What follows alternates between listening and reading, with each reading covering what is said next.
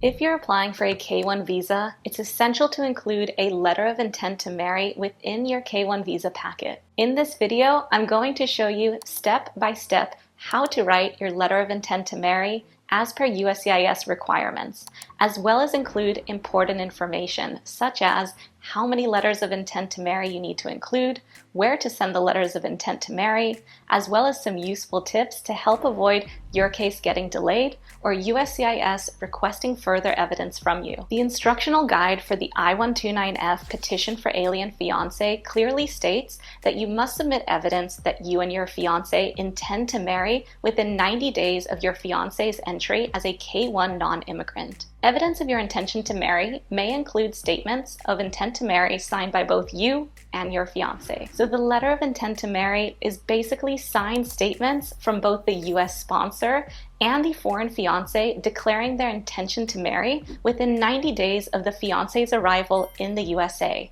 USCIS wants to ensure that the K-1 visa is being used for genuine relationships and not for other purposes like bypassing immigration laws. By signing this letter, you and your fiancé are legally attesting to your sincere intent to marry once they enter the USA. So let me walk you through the exact letter of intent to marry that we use to get our case approved. This is the first of 3 letters, and this is from me, the US petitioner.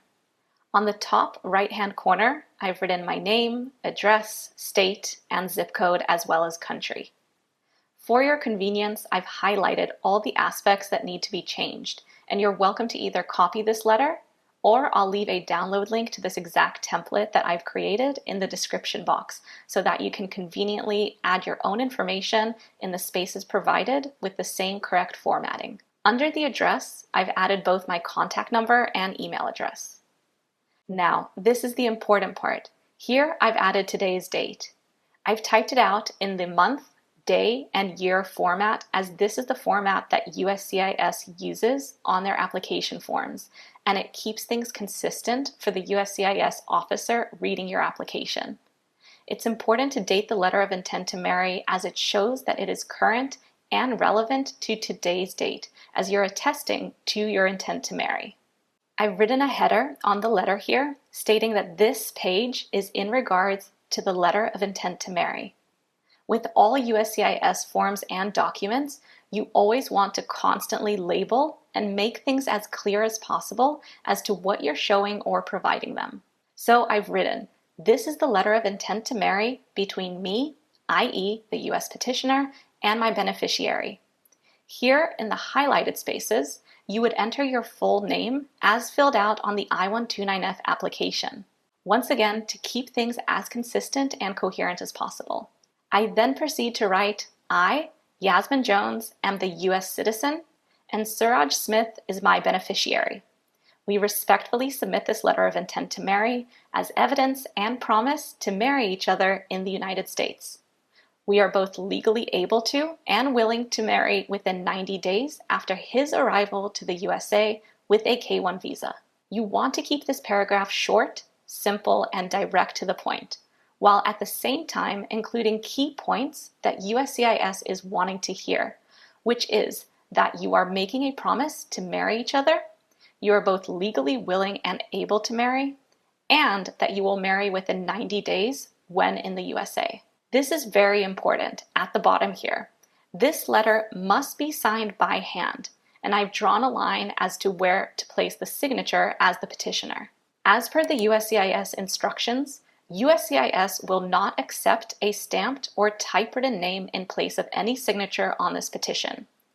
USCIS will consider a photocopied, faxed, or scanned copy of an original handwritten signature. So after typing out this letter, I printed this out and then signed this letter by hand and added it to my K-1 visa packet.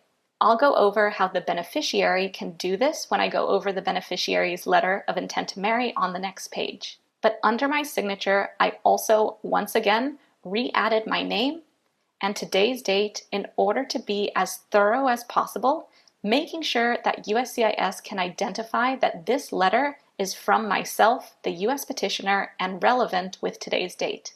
The second letter of intent to marry is going to be from the beneficiary's point of view. So, very similar to the above letter of intent to marry, I've created another one here for my beneficiary to fill out. It's essential to create 2 letters of intent to marry, one from the petitioner and one from the beneficiary. In the top right-hand corner, you're now going to fill out the beneficiary's name, address, city, state, and zip code if it exists, as well as the country that they're from. Under the address, you would type out the beneficiary's contact number and email address. As I mentioned, this is important. Here, you're going to type today's date in the format of month, day, and year, as this is the format that USCIS uses on their forms. Once again, it's important to date the letter of intent to marry, as it shows that it is current and relevant to today's date as you're attesting to your intent to marry each other. As the previous letter, I've specified that this is the letter of intent to marry between us, the petitioner, and the beneficiary with our full names inserted. And then, this time around, my beneficiary is able to write from his perspective. So you're going to write, I, beneficiary name, am the, insert your country here, citizen. So for example, I, Suraj Smith, am the United Kingdom citizen, and Yasmin Jones is my petitioner. We respectfully submit this letter of intent to marry as evidence and promise to marry each other in the United States.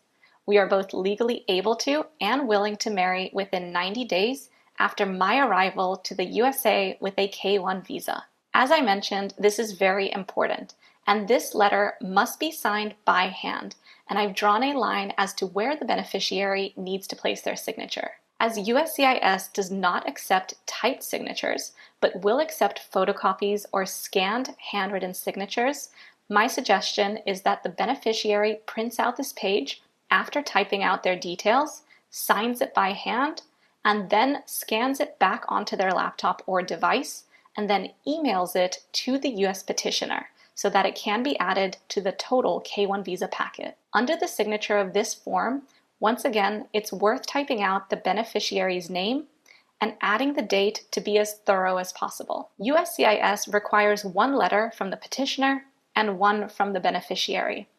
We personally wanted to be extra thorough, so we actually included a 3rd letter, which was a letter signed from the both of us. As you can see, it's the exact same formatting and wording as the previous 2 letters. However, I added a section for my name and signature here as the U.S. petitioner and a section for my beneficiary's name and signature. This is completely optional if you want to add a 3rd and final letter of intent to marry, but our goal was just to be as thorough as possible and avoid any delays or requests for further evidence with our application. Just remember, the letter of intent to marry is an essential piece of evidence to submit with your K-1 visa packet, as it confirms to USCIS that both the petitioner and the beneficiary are serious about their intention to marry and will fulfill the terms of the K-1 visa should it be approved. This letter must be submitted in English, so feel free to copy the wording that we've used in our letters. The letters of intent to marry need to be submitted along with your K-1 visa packet, and the mailing address can be found on the USCIS website, and I'll leave a link to this in the description box. Furthermore, keep this letter or template safe, as you'll also need letters of intent to marry further on in the process once the beneficiary is approved and attending their US visa appointment. The wording of these letters will remain the same. However, you'll need a revised letter with a current up-to-date date and signature. Remember that this is just part of your K-1 visa packet, and there's a lot more information to include with the I-129F application form, such as proof of meeting in person, photos together, travel itineraries of visiting each other, etc. And I'll leave a link in the description to a video that we've created on everything you need to include for the entirety of the K-1 visa packet. As always, I hope you found this video useful, and if you have any questions regarding the letter of intent to marry or your K-1 visa packet, feel free to drop them in the comments below.